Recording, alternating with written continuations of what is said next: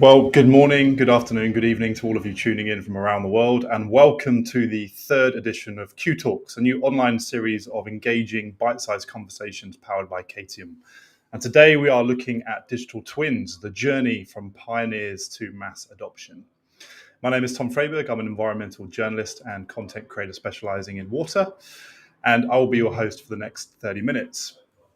So today we're addressing digital twins, but we really want the discussion to kind of move away from what is a digital twin or the benefits of what a digital twin can do for a water system and supply system, to actually kind of look at the next stage, if you like the evolution of digital twins, and with the availability of new software tools and artificial intelligence, how that journey could potentially be sped up. So we have three thought leaders for you today for the next 30 minutes, arguably three of the world's top experts when it comes to digital twins, people who have been there, people who have built digital twins, people who have got the t-shirts, and also the battle scars to share with you today from the lessons learned. We have Biju George, who is the Executive Vice President of Utilities at Ampcus and former COO of DC Water. Biju, good to see you again. How are you? Thank you. So glad to be here. Water supply specialist and digital twin manager from Idrica in Valencia, Spain. Pilar, welcome. Good afternoon. Thanks for joining me.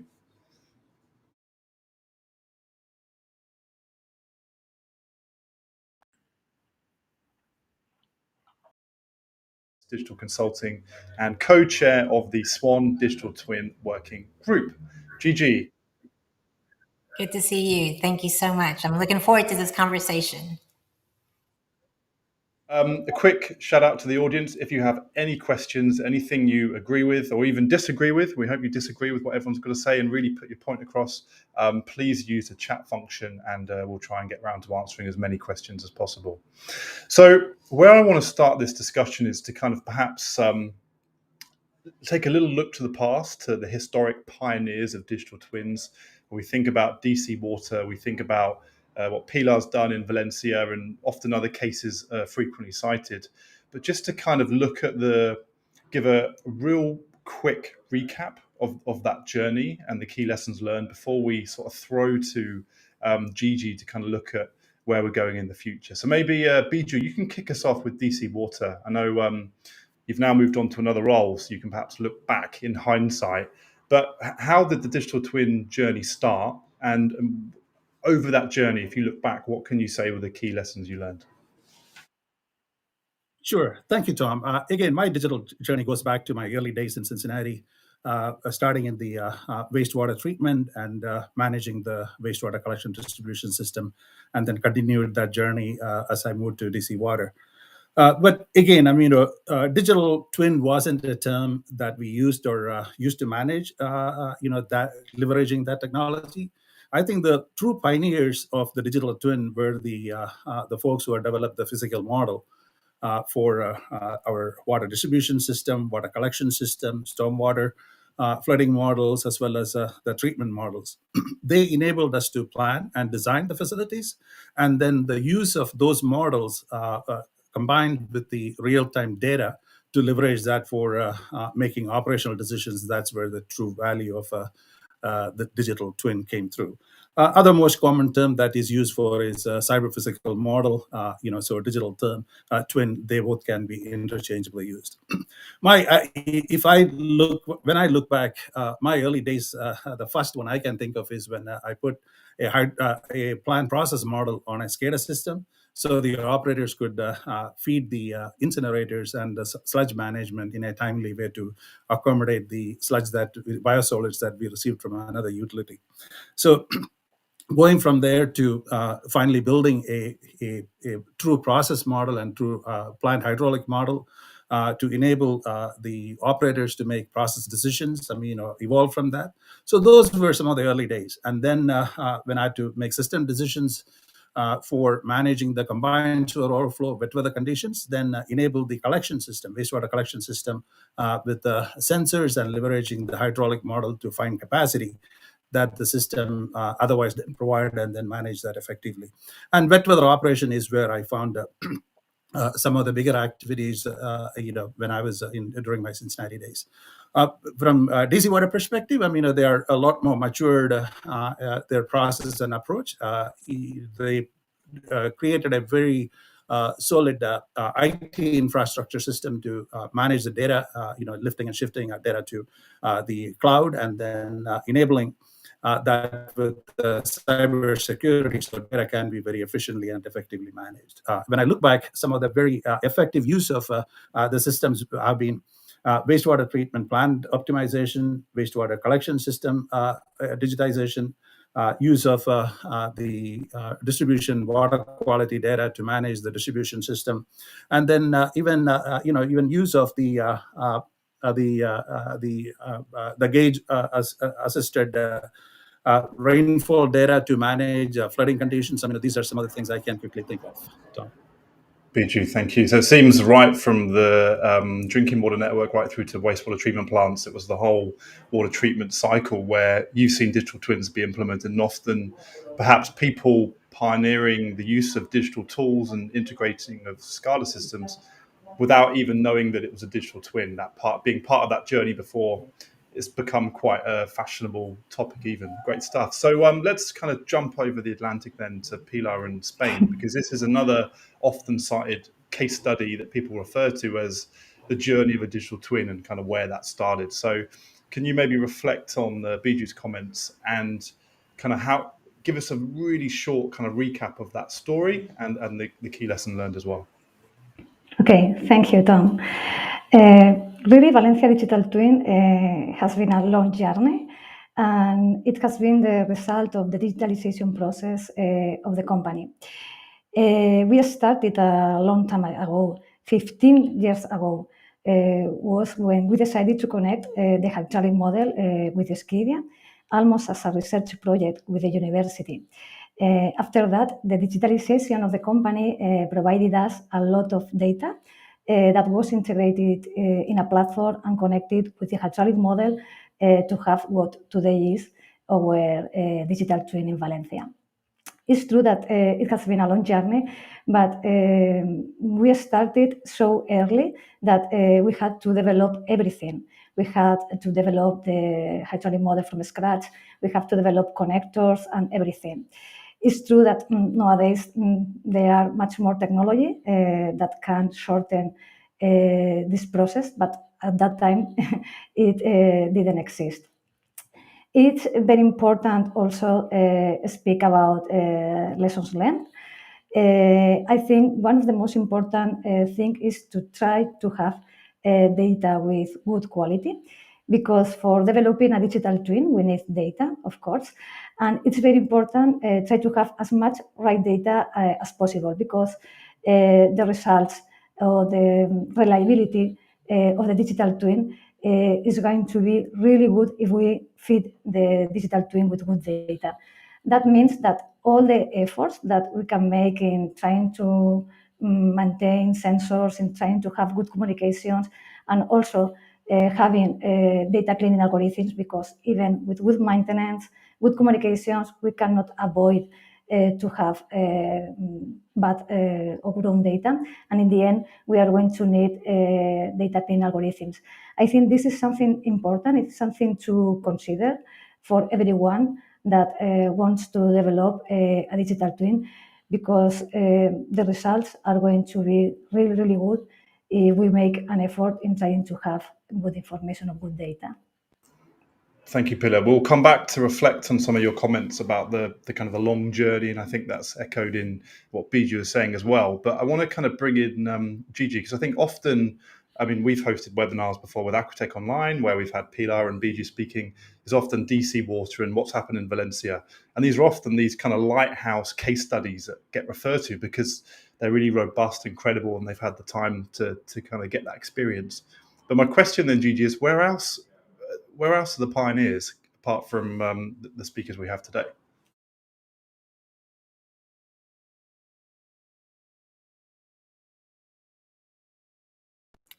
Sorry. Sorry about that. Yeah. So what I was saying is, I think all utilities across the globe right now should be thinking about getting on that digital twin journey. We used to think in the past that only the very large utilities, very progressive, well-financed utilities, can really start to develop some of these digital technologies and integrate these technologies to develop a digital twin. But I think there's some true game changers that we can talk about. The first one is cloud computing. I remember just about 4 to 5 years ago talking to utilities across the board, across the globe, asking them about cloud computing and their use of it for operations, for example. And at that time, many people saw it as a very large security threat.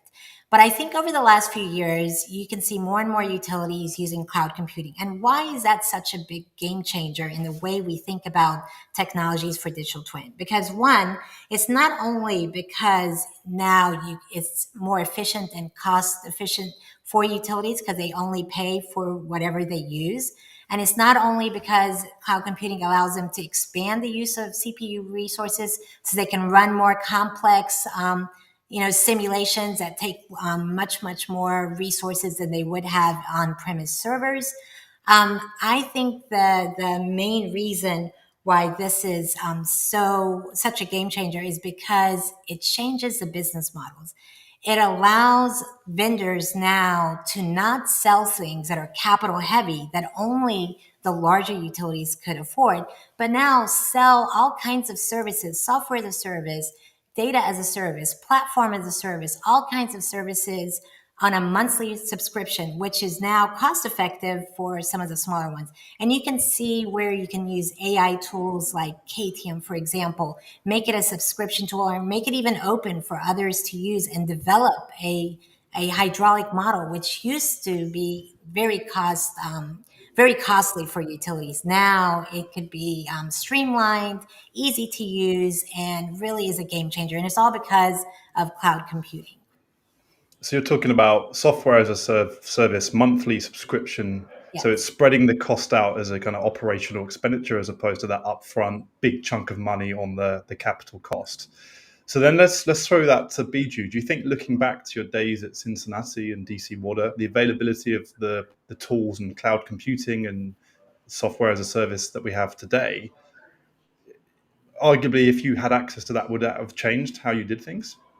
It certainly would have. I mean, again, the choice for a water utility is based on their need and whatever is pressing them on the current day. So the past was, for example, if a utility is struggling with the odor control issues and neighbors are complaining about smell from a wastewater treatment plant, then you can create a service. I mean, there are people who provide that as a service where you can create a model, atmospheric dispersion model, and then simulate that and then use your chemicals to effectively manage that. So one of services that is available, and that's how we got there. But to me, the future is utilities getting more digitization and then building their IT infrastructure and OT infrastructure in a way like DC Water has done, making data lakes and then very easily making those data accessible. So external agents and companies can come up and then provide those solutions a lot more economically and efficiently. I think that's the direction we are headed. Because Biju, in previous conversations, you've talked about kind of bolting on additional data sets, whether it's from weather data or impacts environment on the operational plant. So presumably the way things are going in terms of access to cloud-based modeling would help with that data layering, presumably. Absolutely. I mean, because look about water. I mean, anymore, water is not thought as drinking water, stormwater, and wastewater. It's been thought as a single one water, one resource. So planning and managing that now is done in a single system thinking, and that also enables managing that on a digital platform the same way. Let's think about a water source for like DC Water. They have a single source, Potomac River, and then they have to be extremely sensitive if there are any pollutants that get into the water. So having sensors in the river, as well as having a plume model that is live and accessible to all those who use that water source is critical, because they know that in case of any events that needs quick attention. Because the other part driving is also the consumer behavior. I mean, because we are not relying anymore on the utility to provide information. Social media and other things are really firing up information very quickly, and the consumers need those responses very quickly. I mean, if you look at the recent events at Austin, Texas, I mean, you can see that the customer demand, the society demand to put that places on utility administration. So adapting this kind of tools are the ones that is going to provide fairly quicker responses when you are challenged with such a situation. 100%, yeah. And if you think about access to information, social media is a great example of that. People now have access to something that they can amplify before even utilities have a control on that communication. So I think in terms of improving the level of service from utilities, there's a big part to play there. But Pilar, maybe you could reflect back then in the past and kind of pick up what Gigi was saying, because from looking at the case study, I mean, as part of the initial rollout, when we've written on this, there was over 400,000 meters installed in 2009, right? You could say that was part of the genesis to kind of kickstart the foundations for the digital twin in Valencia, right? So if you look back at the tools available today to what you had available at the time, and you said that your team had to build it from scratch, would it have changed how you did things?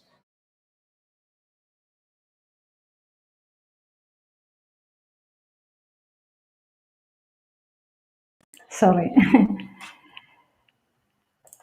It's good to have nowadays technologies that can shorten this process, the process to achieve a digital twin. So nowadays we don't need a long journey to achieve this digital twin. And the most important thing, we have to take advantage of all the technologies that we have available nowadays. For example, in our case, our digital twin has changed over the time. So the platform that we are using right now is different from the platform that we used in the past, or the first platform that we started to use. So I think this is good news for the sector. I think these new technologies are going to encourage people or much more utilities to adopt this technology in order to have digital twins. And I think it's something that is going to be good for the water sector in general, and also for water conservation, of course. Right now, we don't need a so long journey to achieve a digital twin, and this is something really, really good for us and for everyone that are thinking about starting this little journey right now. Not so long. Well, I think it's good that it's still referred to as a journey. Perhaps the time it takes to get to the destination is now shortened from the original pioneers, that could be said. So we have had a question come in, so why don't we jump onto that? So it's around the cost. So for a digital twin, the requirement is a calibrated model, which is an expensive exercise. Isn't the expensive investment for utilities to be ready for digital twin? The question's been cut off. So it's basically saying, to get to that calibrated model level, isn't it expensive for utilities? So perhaps, Gigi, let's bring you back in on this one. Can you answer around the cost side? Yeah, well, I cannot talk too much about the complete cost, but I can say that we just recently went through an experiment with Lakewood, California, which is a pretty small utility, around 60,000 served. And there we were working with a professor at NC State University who had a EPA net model of their network, and was unable to figure out the problems in order to calibrate this model. So we quickly started looking at KTM, and we provided the existing EPA net model to KTM, and they quickly added that to their platform. Received some SCADA data, like 2 months of SCADA data, historical data, of course, and 2 months of AMI data. And I would say within a very short period of time, I mean, less than a few weeks, they were able to bring up the model on their easy-to-use platform and actually calibrate it, which I think Lakewood was very pleased with how quickly that was done. And of course, if you think about the KTM platform, is using AI in the background to really start to develop this model from the data that was collected. So, so this is an example of how you can quickly calibrate a model with using tools that exist that are pretty inexpensive. I think the KDM model is pretty open right now.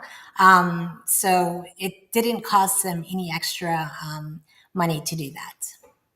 Thank you, Gigi. So quite drastically improving the calibration time required. But let's bring in Biju back on that cost question then, in terms of to reach the calibration, is it still expensive, or the availability of these sort of tools is reducing that cost? Sure. Building any model is expensive. Because but most utilities have a base model, and then once you own that as an asset, it's an asset that you invested in. You have to keep the upkeep by investing money in. But what is making a difference from a digital twin perspective is the real-time sensors. So if you have a hydraulic model for distribution system, having pressure sensors and then water meters, across the system to provide feedback and then continue to improve the accuracy, that's going to certainly lower the cost, because when your model become a live model as opposed to that something stays as a discrete system that used only once in a while when you have to plan for a system. And then when you operationalize that with the real-time data and then real-time calibrations based on such information, it become a dynamic system and it become part of everyday operation. So I don't see cost going up. Actually, I'm seeing models getting much better with more deployment of sensors. But then suddenly you have the investment in the sensors, but the benefit is you have a system that mimics the real conditions and then using that for real-time decisions and quick responses. Encouraging to hear. Thank you, Biju. And arguably, the cost of sensors is coming down from 15 years ago, depending on what you want to measure in the network, right?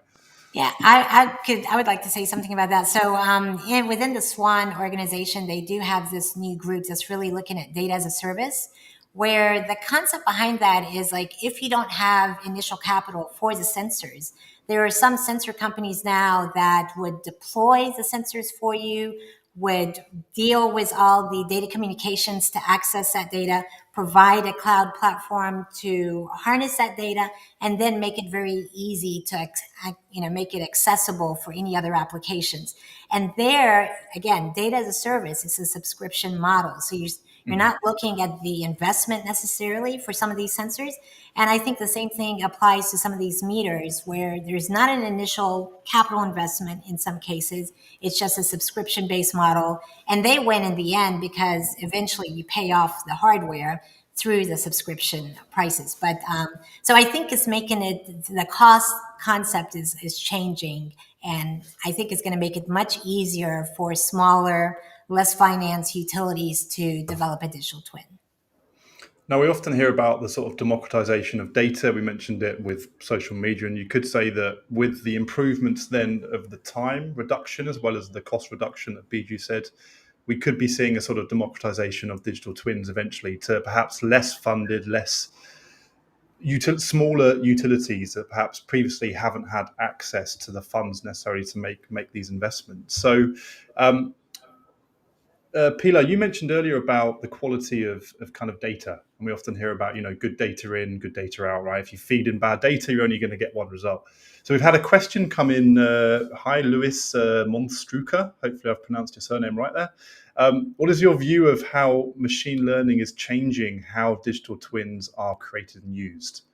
Can you maybe reflect on that, Pilar? So how is machine learning changing how we can build digital twins and how they're used?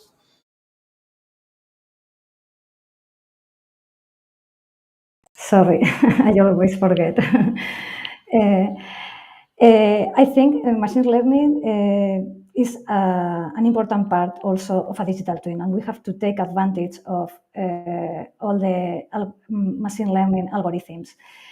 I think the most important thing is to combine, for example, in a digital twin, the information provided by AI algorithms with the information provided by hydraulic models. Because when they work together, we can extract much more value of the complete information. So we can use, for example, machine learning algorithms in order to data cleaning. For example, we can also use machine algorithms for developing some patterns and for developing even some, for example, some operations that or the optimal operation that we have to do. So it's something that is changing a lot things, and it's something that we have to consider when developing a digital twin. It's not the only thing. I don't believe that a digital twin has to be built only with AI. I think the most important thing is to combine all the potential of the AI algorithms with the potential of the hydraulic model and data, because I think all of them are complementary. But of course, we have to take advantage of AI, mainly for data cleaning. So you think data cleaning is going to be the biggest potential where machine learning can come in? Yes, Biju, maybe you... Yes, because it's very easy to detect patterns and to detect, for example, wrong data and to replace that data, because the capacity of managing amount of data is really huge. 100%. And the theme of this is reducing the time of that journey, and arguably with machine learning, with AI, it can spot patterns, cross-reference multiple different data sets far quicker than we've been historically able to do, right? So Biju, maybe you could reflect on that then in terms of machine learning in the mix of digital twins. Absolutely. I mean, machine learning is the tool that is truly enabling the less need of sensors. What I mean by that is, I mean, when you're starting with a system, you need to identify the minimum numbers of sensors that give you the maximum value. But based on the initial information that comes in, you can easily train your system using artificial intelligence tools, which are highly matured now, to fill in some of that gap. And then I know that there are companies that are offering artificial intelligence based model calibrations at much inexpensively. So artificial intelligence is truly enabling the model simulations to places where we haven't before, playing much more what if scenarios based on the data that's already available and conditions that cannot be physically simulated. Very good, very good. Now, we as we thought we would, we're rapidly coming to the end of the 30 minutes, but we do have another question that I want to make sure we answer, and maybe throw this to you, Gigi, is from Gaetan Suznet. Bonjour, Gaetan, thanks for the question. How can digital twins be a true building block for scaling up digital water? So perhaps take a step back from utility cases we've talked about, but just to help scale up digital water. Well, I think one of the key aspects of digital twin, again, is a model-based analytics tool. And then you need data and you need information in a digitized fashion. So I think one of the things that digital twin is forcing, especially when you start looking at the life cycle of digital twin from early stage in the design phase, construction, to the operational phase, you start to realize that you need to digitize all your assets. You need to digitize the information about your assets. You need to really have transparency of the data across different departments so that you can bring together, if you think about a digital twin, it's really the whole is much, much greater than the sum of all of its parts. A digital twin is really based on lots of functional areas integrating with one another. So the geospatial information, the modeling information, the sensor, data that you collect, all of that collectively has to work together. And that really requires digitization and digital transformation. And this, as Pilar and Biju both said, that requires the human part of it, the digital transformation, the change management, and the digitization. All of that together results in a digital twin. So it kind of pushes all of these little buttons. As a sort of aspirational goal to reach the digital twin, if it means you become a digital-led utility and people are part of that journey as well. And we're not going to have time to talk about it today, but that kind of cultural element and the people as the teams that are needed is equally as important. And we're always talking about the technology, right? The algorithms, the machine learning, the AI, even today's conversation. But the kind of the culture, the team, the people element shouldn't be forgotten as well. We've had a nice comment in from Carlos C. Thank you. Predictive analysis is the goal. And another comment coming in, say, great job, speakers. So I'd like to just maybe do a quick yes or no then, just to conclude with 1 minute left, is the kind of question of whether digital twin, the traditional path, needs disrupting. can we just have a quick kind of yes or no, just as a final kind of point, and then we'll try and close things on the 30-minute mark. So maybe, Pilar, does the traditional route to achieve a digital twin, is that in need of disruption, would you say? Oh, you're muted. Sorry. I think it's always good to look into new ways of doing things. So why not? If there is a new way to shorten the process and to achieve it, why not? It's always Perfect. good. Nice. So we're starting with a yes. What about you, Biju? I don't think we need a disruption for adoption of digital technology, because it's an extension of where we are, leveraging the technology, and then also I think the most important part that you touched, because the age group I belong in, baby boomers. I mean, we have been replaced by millennials.